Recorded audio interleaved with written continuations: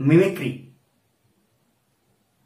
தமிழ்ல சொல்லணும் அப்படின்னம்னா போலச் செய்தல் அப்படின்ற மாதிரி. போலச்சுன்னா இதர் போல செய்தல், அதை போல செய்தல் அப்படின்ற மாதிரி வந்து அந்த போலச் செய்தல் அப்படின்றதான் மிமிக்ரிக்கான ஒரு வார்த்தை. இந்த மாதிரி ஒரு விஷயத்த வந்து காப்பி பண்ணுவாங்க. பொதுவா வந்து நமக்கு குரல் மிமிக்ரி அப்படின்னாலே நமக்கு ஞாபகத்துக்கு வருதுன்றது திரைப்பட நடிகர்களோட குரல். ஸோ அந்த திரைப்பட நடிகர்களோட பிரபலமான அரசியல் தலைவர்கள் அல்லது நடிகர்களோட குரலை வந்துட்டு ஒருத்தரை வந்து பார்த்தோம்னா பல குரல்ல வந்து பேசி காட்டுவார். அவரோட குரலை பேசி காட்டும் போது அதை நம்ம ஆச்சரியமா பார்த்துருப்போம். ஸோ நம்மளும் அந்த மாதிரி நிறைய முயற்சி பண்ணி கடைசியில காக்கா சவுண்டோட அது முடிஞ்சு போயிருக்கோம் இல்லையா? ஸோ இதுதான் நம்ம மிமிக்ரின்னு சொல்லி நினைச்சிட்டு இருக்கோம். ஆனா இது மட்டுமே மிமிக்ரி கிடையாது. ஏன்னா நடை, உடை, பாவனை இது எல்லாத்தையும் நம்ம காப்பி பண்ணி அது மற்றவங்களோட காப்பி பண்ணி நாம அதே மாதிரி பண்ணா அதுக்கு பேரும் மிமிக்ரி தான். ஸோ இந்த மிமிக்ரியை வந்து ஹியூமன் பீயிங் தான் வந்து பண்றான், வேற யாருமே பண்ணல அப்படின்னா அப்படி கிடையாது. ஸோ மிமிக்ரியை இயற்கையில நிறைய விலங்குகள், சின்ன சின்ன பூச்சிகள் இதெல்லாமே வந்து பண்ணிட்டு தான் இருக்கு. அதை பத்தின ஒரு சின்ன வீடியோ தான் இது, பார்க்கலாம். மிமிக்ரி அப்படின்னா போலச் செய்தல் அப்படின்ற மாதிரி சொல்லிட்டு ஜஸ்ட் ஒரு விஷயத்தை அப்படி காப்பி பண்றதுன்னு சொல்லிட்டு. ஒருவேளை பயோ மிமிக்ரி அப்படின்னா புதுசா இருக்குல்ல? இந்த வார்த்தை வந்து வேணா நமக்கு புதுசா இருக்கலாம். ஆனா இந்த பயன்பாடு, இந்த பயோ மிமிக்ரி அப்படின்றதோட பயன்பாடு வந்து பழங்காலத்துல இருந்துதான் இருந்துகிட்டு இருக்கு. பயோ மிமிக்ரி அப்படின்னா என்னன்னா, இயற்கையில ஒரு விஷயம் இருக்கு, அந்த விஷயம் வந்து பிளான்டா இருக்கலாம் அல்லது அனிமலா இருக்கலாம். ஸோ பிளான்டா இருந்துச்சு அப்படின்னா அதோட உடல் அமைப்பு அல்லது அதோட பிஹேவியர். ஒரு அனிமலா இருக்கு அப்படின்னா அந்த அனிமலோட உடல் அமைப்பு அல்லது அதோட பிஹேவியர். இந்த மாதிரி வந்து பிளான்ட் அண்ட் அனிமல்ஸ், இந்த உயிரினங்களோட பிஹேவியர்ஸை நாம ஹியூமன் பீயிங் வந்து தன்னோட அட்வான்டேஜஸ்க்காக வந்து பயன்படுத்திக்கிறதுக்கு பேர் தான் பயோ மிமிக்ரி. ஸோ நமக்கு நிறைய பிரச்சனைகள், ஹியூமன் பீயிங் வந்து நிறைய பிரச்சனைகளை வந்து சந்திக்கிறோம் இல்லையா டே டு டே லைஃப்ல. இதுக்கு எல்லாத்துக்கும் ஒரு சொல்யூஷனா வந்து கொடுக்கக்கூடியதுதான் biomimicry. For example, Tamil பாடல்கள்ல வந்து பார்த்தோம்னா பறவையை கண்டான் விமானம் படைத்தான் அப்படின்ற மாதிரி சொல்லுவாங்க இல்லையா, அந்த தமிழ் பாடல். ஸோ பறவையை வந்து பாக்குறாங்க, ரைட் பிரதர்ஸ் வந்து பாக்குறோம்னா இந்த விமானத்தை வந்து கண்டுபிடிக்கிறாங்க. ஸோ பறவை பறக்கிற மாதிரி தானே விமானமும் போயிட்டு இருக்கு. ஸோ இது ஒரு கண்டுபிடிப்பு. இன்னொன்னு வந்து பார்த்தோம்னா மரவட்டைன்னு சொல்லுவாங்க இல்லையா. ஸோ அதாவது இங்கிலீஷ்ல வந்து மில்லிபீட் அப்படின்ற மாதிரி சொல்லுவாங்க. இந்த மில்லிபீட் அப்படின்றது அப்படியே ஊர்ந்து போயிட்டு இருக்கு, அந்த மரவட்டைன்றது அப்படியே ஊர்ந்து போயிட்டு இருக்கும். அதுல வந்து பார்த்தோம்னா கால்கள் வந்து அப்படியே நிறைய கால்கள், எண்ணிலடங்கா கால்கள் அப்படின்றது இருக்கும். ஸோ அதை ஒன்னா அப்படியே வரிசையா போயிட்டு இருக்கும். ஸோ இதை பார்த்து தான் ட்ரெயின் வந்து இந்த மரவட்டையை பார்த்து தான் ட்ரெயின் அப்படின்றத கண்டுபிடிக்கிறாங்க. அதுக்கப்புறம் ஹெலிகாப்டர் கண்டுபிடிக்கிறதுன்றது டிராகன் ஃபிளை. ஃபார் எக்ஸாம்பிள், இப்போ ஒரு தட்டான் பூச்சி இருக்குன்னு வச்சுக்கோமே. ஸோ தட்டான் பூச்சி வந்து அப்படியே சுத்திக்கிட்டே இருக்கும், அதே சமயம் ஒரே இடத்துல நின்று பறந்துகிட்டே இருக்கும். ஸோ இந்த இதை பேஸ் பண்ணி தான் ஹெலிகாப்டர் அப்படின்றத கண்டுபிடிக்கிறாங்க. ஸோ இந்த மாதிரி விஷயங்களை, இயற்கையில் நடக்கக்கூடிய விஷயங்கள் எல்லாத்துக்கும் ஒரு ஈவெண்ட் இருக்கும். அந்த ஈவெண்ட்டை வந்து பேஸ் பண்ணி ஹியூமன் பீயிங்க்கு ஒரு ஹியூமன் பீயிங் வந்து ஒரு கண்டுபிடிப்பு பண்றோம் அப்படின்னோம்னா அதுக்கு பேர் தான் பயோ மிமிக்ரி. ஸோ இதனால என்னதான் பெனிஃபிட் அப்படின்னா, இயற்கை வந்து எல்லாத்துக்கும் தீர்வு வச்சிருக்கு. ஏன்னா அதான் இயற்கை. ஸோ அதனால அந்த தீர்வுகளை வந்து நம்ம கண்டுபிடிக்கிறது தான் இருக்கு. இப்போ சப்போஸ் நமக்கு ஒரு பிரச்சனை இருக்கு அப்படின்னா அந்த பிரச்சனைக்கான சொல்யூஷனை நம்மளே உருவாக்குறதுக்கு பதிலா ஏற்கனவே இயற்கையில இருந்து நம்ம வந்து காப்பி பண்றோம்னு வச்சுக்கோமே. ஸோ அதுக்கு பேர் தான் பயோ மிமிக்ரி. இது மாதிரி நம்ம நிறைய விஷயங்கள் வந்து பண்ணியிருக்கோம். இப்போ நான் சொன்ன மாதிரி ஃபிளைட்டு, ஹெலிகாப்டர், இந்த மாதிரியான நிறைய விஷயங்கள் வந்து பண்ணியிருக்கோம். ஸோ அது என்னென்ன விஷயங்கள் அப்படின்றத பார்க்கலாம். இப்போ புல்லட் ட்ரெயின் இருக்கு. இந்த புல்லட் ட்ரெயின் வந்துட்டு வேகமா ஜப்பான்ல இருக்கு வந்து பார்த்தோம்னா ஹை ஸ்பீட் ட்ரெயின் இருக்கு இல்லையா, உலகத்திலேயே அதிவேகமா போகக்கூடிய ட்ரெயின் இருக்குல்ல. அதாவது கிட்டத்தட்ட ஒரு மணிக்கு ஒரு 573 கிலோமீட்டர் பெர் ஹவர் வந்து போகும். அதாவது கிட்டத்தட்ட சென்னை டு நாகர்கோவில் 1 மணி நேரத்துல போற மாதிரி வச்சுக்கோமே. ஸோ இந்த மாதிரி ஒரு போற ட்ரெயினோட மூக்கு வந்து பார்த்தோம்னா தட் இஸ் அந்த ஃப்ரண்ட் சைடு வந்து பார்த்தோம்னா ரொம்ப ஷார்ப்பா வந்து கூர்மையா வந்து இருக்கும். அதை நீங்க படத்துல பார்க்கலாம். ஸோ இதை வந்து எதை பேஸ் பண்ணி கண்டுபிடிக்கிறாங்கன்னா, கிங்ஃபிஷர் பேர்ட் இருக்கு இல்லையா, ஸோ அந்த பேர்டோட மூக்கை வந்து வச்சுதான் இதை வந்து கண்டுபிடிக்கிறாங்க. ஸோ இந்த மாதிரி மூக்கை வந்து அதாவது ட்ரெயினோட ஃப்ரண்ட் சைடை வந்துட்டு இந்த மாதிரி வடிவமைக்கிறது மூலியமா அவங்களுக்கு நிறைய ஃபியூல் வந்து எஃபிஷியன்சி கிடைக்குது. கிட்டத்தட்ட வந்து 15% வந்து பார்த்தோம்னா அதிகமான ஃபாஸ்டாகவும் போக முடியுது அப்படின்ற மாதிரி சொல்றாங்க இந்த ட்ரெயின் வடிவமைப்பாளர்கள். இது இல்லாம சிலந்தி இருக்கு இல்லையா, சிலந்தி பூச்சி. ஸோ 8 கால் பூச்சின்னு சொல்ற இந்த சிலந்தி ஸ்பைடர், இந்த ஸ்பைடரோட வெப் இருக்குல்ல, இந்த வெப் வந்து பார்த்தோம்னா ரொம்ப ஸ்ட்ராங்கா இருக்கும், ஈவன் ஸ்டீலை விட ஸ்ட்ராங்கா இருக்கும். ஸோ இதை பேஸ் பண்ணி தான் புல்லட் ப்ரூஃப் ஜாக்கெட் எல்லாம் பயன்படுத்தாங்க, அதாவது குண்டு துளைக்காத உடை அப்படின்னு சொல்லுவாங்க இல்லையா. இதெல்லாமே இதை பேஸ் பண்ணி தான் கண்டுபிடிக்கப்பட்டதுதான்.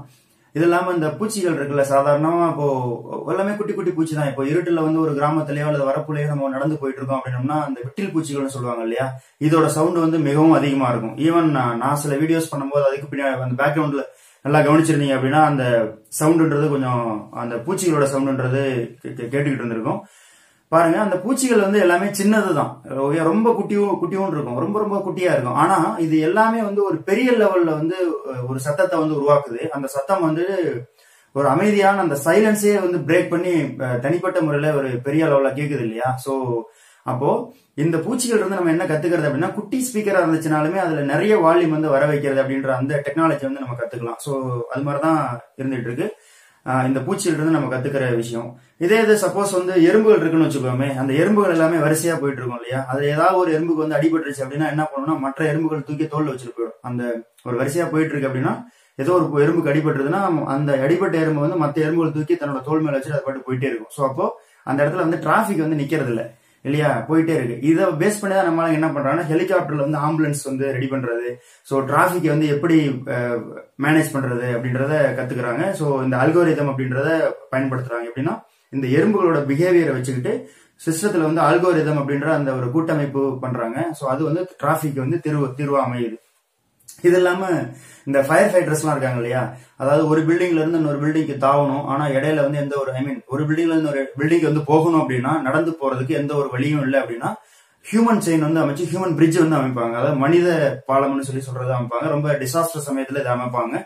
இதை எங்க இருந்து கத்துக்கிறாங்க அப்படின்னா, எறும்புகள் வந்து ஒரு இடத்துல இருந்து இன்னொரு இடத்துக்கு போகும் பொழுது பிரிட்ஜ் வந்து பார்த்தோம்னா தானா அமைச்சிடும். சோ இந்த பிஹேவியர்ல இருந்து தான் இந்த ஃபயர் ஃபைட்டர்ஸ் வந்துட்டு கத்துக்கிறாங்க இந்த எறும்புகள் இருந்து. அப்புறம் சில வண்டுகள்லாம் இருக்கு. அந்த வண்டுகள் வந்து ஃபார் எக்ஸாம்பிள் இப்ப சஹாராவில் இருக்கக்கூடிய வண்டுகள், சில வண்டுகள் வந்து பார்த்தோம்னா காற்றுல இருக்கக்கூடிய ஈரப்பதத்தை வந்து உறிஞ்சி அதை அப்படியே சேகரிச்சு வச்சுக்கும். ஸோ அது வந்து நேரா அதோட உணவுக்குள்ள அதோட ஈசோஃபேகஸ்க்கு வந்து போகும். ஸோ அந்த காற்றுல இருக்கக்கூடிய தண்ணியை வந்து அப்சர்வ் பண்ணி ஃபில்டர் பண்ணி உள்ளுக்குள்ள வச்சுக்கிற மாதிரி ஒரு அமைப்பு இருக்கு இந்த வண்டுகளுக்கு. ஸோ இதை பேஸ் பண்ணி தான் அந்த ரொம்ப, அதாவது ஈரப்பதம், காற்றுல வந்து அதிகமான ஈரப்பதம் வந்து இருந்துச்சு அப்படின்னா அந்த மாய்ச்சர் வந்து எப்படி வாட்டர் கண்டென்ட்டா மாத்துறது, அப்சர்வ் பண்றது அப்படின்ற டெக்னாலஜி வந்து கண்டுபிடிச்சிருக்காங்க. இது இந்த மாதிரியான ஒரு பயோமிமிக்ரி தான். இது இல்லாம ஒரு எறும்பு புற்று இருக்குன்னு வச்சுக்கோமே, அந்த எறும்பு புற்று வந்து பார்த்தோன்னா வெளியில எந்த அளவுக்கு டெம்பரேச்சர் இருந்தாலும் சரி, அதிகமா இருந்தாலும் கம்மியா இருந்தாலும் எறும்பு புற்று அந்த ஆன்டிகல்னு சொல்லக்கூடிய அந்த இதுக்கு ஒரே வகையான டெம்பரேச்சர் தான் மெயின்டைன் ஆகும். ஸோ அது வந்து காற்று வந்து என்ன பண்ணுன்னா பாட்டம்ல இருந்து வந்து பார்த்தோம்னா காற்று உள்ளுக்குள்ள போகும். ஸோ இதை பேஸ் பண்ணி சவுத் ஆப்பிரிக்கா, ஆப்பிரிக்கால ஜிம்பாப்வேல ஹராரே அப்படின்ற அந்த சிட்டியில ஒரு பில்டிங் வந்து கட்டிருக்காங்க. அந்த பில்டிங்ல வந்து எந்த ஒரு ஏசி அந்த எதுவுமே கிடையாது, ஃபுல்லா காற்றோட்டம், இயற்கையான காற்றோட்டம் தான். அது எப்படி போகுதுன்னா இந்த எறும்பு புற்றை பேஸ் பண்ணி தான் வந்து கட்டியிருக்காங்க. இது இல்லாம வந்து ஒரு சோளக்கதிர் இருக்குன்னு வச்சுக்கோமே, சோளக்கதிர். சோ அந்த சோளக்கதிரோட அமைப்பை வச்சுதான் நிறைய பில்டிங் வந்து கட்டிருக்காங்க. அதை நீங்க படத்துல பார்க்கலாம். இதே மாதிரிதான் ஃபிளைட் இருக்கு இல்லையா, இதை வந்து ஆக்சுவலி இந்த ரைட் பிரதர்ஸ் வந்து எதை பேஸ் பண்ணாங்கன்னா, ஒரு விஷயம் பறவையை பார்த்து கண்டுபிடிச்சாங்கன்னு சொன்னேன். இன்னொரு விஷயம் வந்து என்னன்னா, இந்த டாவின்சின்னு சொல்லிட்டு ஒரு ஓவியர் இருந்தார் இல்லையா, சோ அவர் வந்துட்டு அந்த காலத்திலேயே ஒரு ஃபிளையிங் மிஷின் அப்படின்றத கற்பனை ஓவியமா வரைஞ்சிருப்பாரு. சோ அதை பேஸ் பண்ணி தான் இந்த ரைட் பிரதர்ஸ்ன்றவங்க கண்டுபிடிச்சிருப்பாங்க. சோ அந்த காலத்திலேயே வந்து ஒரு விஷயத்த யோசிக்கிறது, கற்பனை பண்றதுன்றது மிகப்பெரிய விஷயம் இல்லையா. சோ அதை பொறுத்த வரைக்கும் டாவின்சின்றவர் ஒரு கற்பனைக்கான ஒரு முன்னோடி அப்படின்ற மாதிரி கூட வச்சுக்கலாம். இதே மாதிரிதான் போலார் பியர் இருக்கு இல்லையா, அதாவது துருவக்கரடி சொல்லுவோம் இல்லையா, இந்த துருவக்கரடியோட உடல் அமைப்பு, அதுல இருக்கக்கூடிய அந்த ஃபர் இருக்கு இல்லையா, ரோமம்னு சொல்ல அதோட முடி, அதோட ஃபர் வந்து பாத்தீங்கன்னா ரொம்ப காம்பாக்டா இருக்கும், வித்தியாசமான வகையில பின்னப்பட்டிருக்கும். இந்த பின்னலை தான் வந்து என்ன பண்றோம்னா கம்பளி உடைகள் வந்து வைக்கிறதுக்காக நம்ம கம்பளி உடைகளை வந்து பின்றோம். சோ இதனால வந்து ஏர் வந்து அந்த கம்பளிக்குள்ள ட்ரைப் ஆயிடுது, சோ மாட்டிக்குது. அதனாலதான் அந்த ஏர்ன்றது air is poor conductor of ஹீட்னு சொல்லுவோம். சோ அது வந்து வெப்பத்தை வந்து அவ்வளவு சீக்கிரம் கடத்தாது. அதனால அந்த air is poor conductor of heat. அதனால அந்த மாதிரி ஒரு பின்னல் வந்து பண்றோம் அப்படின்னோம்னா, அந்த பின்னல் பண்றதுக்கும் சாதாரண பின்னல் பண்றதுக்கும் அந்த குளிர் தாங்கக்கூடிய அந்த சக்தியில வந்து வித்தியாசப்படுது. சோ அதனால அதுவும் வந்து ஒரு வகையான பயோமிமிக்ரி கான்செப்ட் தான். இது இல்லாம சில ஃபார் எக்ஸாம்பிள் ஒரு பேரிக்கான்னு சொல்லுவாங்க இல்லையா, சோ இந்த மாதிரி இந்த ஒரு வகையான ஒரு ஆப்பிள் வகையான ஒரு காய் இருக்குன்னு வச்சுக்கோமே, அது வந்து மரத்துல இருந்து பழுத்துருச்சு அப்படின்னா கீழே விழுந்துரும். ஆனா கீழே விழுந்தாலும் உடையாது, ஏன்னா அதோட ஓடு அப்படின்றது அந்த மாதிரி ஒரு வடிவமைப்பா வந்து இருக்கும். சோ எவ்வளவு உயரத்துல இருந்து விழுந்தாலும் அது உடையாத அளவுக்கு இருக்கு அப்படின்னா அதுக்கு காரணம் அதோட டிசைன் தானே. சோ அந்த டிசைனை வந்து நம்ம ஹெல்மெட்டுக்கு யூஸ் பண்ணலாம் இல்லையா. சோ இதை பேஸ் பண்ணி தான் அமெரிக்காவில் ஒரு கம்பெனி வந்து பார்த்தோம்னா தன்னோட எம்ப்ளாயிஸ்க்கு வந்து ஒரு ஹெல்மெட்டை வந்து ப்ரொடியூஸ் பண்ணி கொடுத்துருக்குன்றது வித்தியாசமான ஒரு ஆச்சரியமான விஷயமா தானே இருக்கு. இதெல்லாமே பயோமிமிக்ரி அப்படின்ற கான்செப்ட்ல தான் வந்து வரும். ஒரு அனிமல் இருக்கு, எக்ஸாம்பிள் பேட் எடுத்துக்கலாமே. சோ இந்த பேட்ஸ், அந்த வவால் அப்படின்றது என்ன பண்ணுதுன்னா எக்கோலொகேஷன் வந்து பண்ணுது. சாதாரணமா அது அதுக்கு கண் பார்வை அப்படின்றது இருக்கு. அப்படி இருந்தாலும் ஒரு அல்ட்ரா சவுண்ட் அப்படின்றத ப்ரொடியூஸ் பண்ணுது. மீயொலி அப்படின்றத வந்து ப்ரொடியூஸ் பண்ணுது. அந்த மீயொலி அப்படின்றது கிட்டத்தட்ட 20,000 ஹெர்ட்ஸுக்கு மேல இருக்கும். ஹெர்ட்ஸ் அப்படின்றது அதிர்வெண். ஸோ 20,000 ஹெர்ட்ஸுக்கு மேல இருக்கிறது தான் வந்து மீயொலின்னு சொல்லுவாங்க. இப்ப நம்ம கேட்கறது, இப்ப நான் பேசுறேன் இல்லையா, இதை நீங்க கேட்கறது எல்லாமே 20 இருந்து 20,000 ஹெர்ட்ஸுக்குள்ளதான் வந்து இருக்கும் இந்த ஒலி அலைகளோட பண்புல வந்து பார்த்தோம் அப்படின்னம்னா. ஆனா அந்த பேர்ட்ஸ் ப்ரொடியூஸ் பண்றது கிட்டத்தட்ட 50,000 ஹெர்ட்ஸ் வரைக்கும் இருக்கும். ஸோ அந்த 50,000க்கு மேல கிட்டத்தட்ட 20,000க்கு மேல இருக்கு இல்லையா. ஸோ இது எல்லாமே அல்ட்ரா சவுண்ட்ன்றத வரும். இந்த அல்ட்ரா சவுண்டை வந்துட்டு இந்த பேர்ட்ஸ் வந்து வெளியில அனுப்புது. அதை வந்து ஆப்ஜெக்ட்ஸ்ல பட்டு திரும்பி அந்த பேர்ட்ஸ்க்கே வந்து வருது. அதை ரிசீவ் பண்ணிட்டு அந்த பேட், அந்த வவால் அப்படின்றது என்ன பண்ணுதுன்னா, எதிர்த்த மாதிரி இருக்கக்கூடிய எதிர்பக்கம் இருக்கக்கூடிய ஆப்ஜெக்டோட சைஸ், அதோட டைரக்ஷன், அதோட ஸ்பீட் எல்லாத்தையும் கண்டுபிடிச்சிக்குது. இந்த பேசிஸை தான், இந்த ஒரு விஷயத்தை தான் நாம ரேடார்லயும் சோனார்லயும் நம்ம பயன்படுத்துறோம். ரேடார் அப்படின்றது விமானங்களை கண்டுபிடிக்கிறதுக்காகவும், சோனார் அப்படின்றது கடலுக்கு அடியில வந்து இருக்கக்கூடிய ஆப்ஜெக்ட்ஸ் வந்து கண்டுபிடிக்கிறதுக்காகவும், கடலோட அடிப்பகுதியை வந்து மேப் பண்றதுக்கும் வரைபடமா வரைகிறதுக்கும் ரொம்ப யூஸ்ஃபுல்லா இருக்குதுன்றதான் இந்த radar, the biomimicry concept from the வௌவால். புலிகள் இருக்கு இல்லையா, இந்த புலிகள் வந்து பார்த்தோம்னா கரடி மாதிரிலாம் சத்தம் போடுறதுக்கு கத்து வச்சிருக்கு. ஸோ அதனால கரடி மாதிரி சத்தம் போடும். இதனால அந்த கரடிகள் வந்துட்டு ஏதோ நம்ம கூட்டத்தார் தான் கூப்பிடுறாங்க அப்படின்னு சொல்லிட்டு அந்த பக்கம் வரும்போது ஓங்கி அடிச்சா 100 டன் வெயிட், அது சிங்கம் இல்லை புலி. ஸோ அடிச்சு அதை வந்து சாப்பிட்றோம். கிட்டத்தட்ட இது இந்த கரடிகள் மாதிரியே மிமிக் பண்றதுக்கு இந்த புலிகளுக்கு வந்து தெரியும். ஸோ அப்போ அதுவும் வந்து ஒரு மிமிக்ரி தான். அது வந்து புலிகளை பொறுத்த வரைக்கும் பயோமிமிக்ரி, நமக்கு வந்து அது வந்து பயோமிமிக்ரி.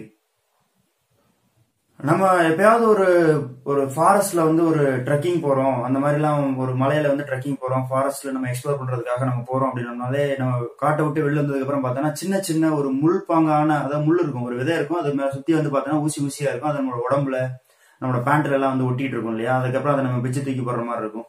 ஸோ இதை வந்து ஒரு பேஸ் பண்ணி தான் வெல்க்ரோ ஸ்ட்ரைப் வந்து கண்டுபிடிச்சிருக்காங்க. இப்போ நம்ம செப்பல்ல அல்லது பேக்ல எல்லாம் வந்துட்டு போடுவோம் இல்லையா, வெல்க்ரோ ஸ்ட்ரைப். இதை வந்து எதை வச்சு இன்ஸ்பயர் பண்ணாங்க அப்படின்னா, இதை வச்சுதான் இந்த நான் சொன்ன இந்த ஒரு முள்ளா இருக்கக்கூடிய வகையான காட்டுல இருக்கக்கூடிய அந்த காய்கறிகள் இருக்கு இல்லையா. ஸோ அதை பேஸ் பண்ணி தான் வச்சிருந்தாங்க. இது கொஞ்சம் வித்தியாசமா இருக்கு இல்லையா. எல்லாமே பயோமிமிக்ரி தான், ரைட். ஸோ அதே மாதிரி சிட்டுக்குருவி, ஃபார் எக்ஸாம்பிள், இப்போ ஒரு சிட்டுக்குருவி வந்துட்டு ரொம்ப ஃபாஸ்டா வந்து அது உட்கார்றதுக்கு முன்னாடி ஒரு ஃபிளைங் மோட்ல வந்து வரும் இல்லையா. இதை வச்சுதான் ட்ரோன் அப்படின்றத வந்து கண்டுபிடிக்கிறாங்க. ஸோ அது வந்து பார்த்தோம்னா அந்த பறக்கும் தட்டுன்னு சொல்லுவாங்க இல்லையா, இந்த மாதிரி பறக்கும் தட்டு எல்லாமே இதோட பேசிஸ் தான். ஸோ அப்படி பார்க்க போனா இன்றைய உலகத்துல நமக்கு, அதாவது ஹியூமன் பீயிங்க்கு நடக்கக்கூடிய பிரச்சனைகள் எல்லாத்துக்கும், அல்லது பிரச்சனையா நம்ம ஒரு விஷயத்த பாக்குறோம் அப்படின்னோம்னா அதுக்கான சொல்யூஷனை வந்து புதுசா கண்டுபிடிக்கிறதுக்கு பதிலா இந்த இயற்கையை வச்சிருக்கிற ஒரு விஷயத்தையே நம்ம காப்பி பண்ணிட்டோம்னு வச்சுக்கோமே, ரொம்ப யூஸ்ஃபுல்லா இருக்கும் இல்லையா. ஏன்னா இயற்கை அப்படின்றது ட்ரையல் அண்ட் எரர் பார்த்து தான் வந்து சர்வைவல் ஆஃப் ஃபிட்டஸ்ட் இருக்கும் இல்லையா. சர்வைவல் ஆஃப் ஃபிட்டஸ்ட் அப்படின்னா எது வந்து ஒரு திறமை இருக்குதோ அதுதான் வந்து உயிர்களா இந்த உலகத்துலன்றது இருந்துகிட்டு இருக்கும் அப்படின்ற அந்த டார்வினோட கோட்பாடு தான், பிரின்சிபல் தான். ஸோ அதை பேஸ் பண்ணி இயற்கை ஏற்கனவே ட்ரையல் அண்ட் எரர்ல வந்து பார்த்து பெஸ்ட் மெத்தட் தான் அடாப்ட் பண்ணி வச்சிருக்கோம். ஸோ அந்த மெத்தடை நம்ம டைரக்டா நம்ம அடாப்ட் பண்ணிட்டோம் அப்படின்னாலே நமக்கான பெஸ்ட் வந்து கிடைச்சிரும் இல்லையா. ஏன்னா இயற்கை அப்படின்றதுதான் பெஸ்ட் அமாங் தி பெஸ்ட்.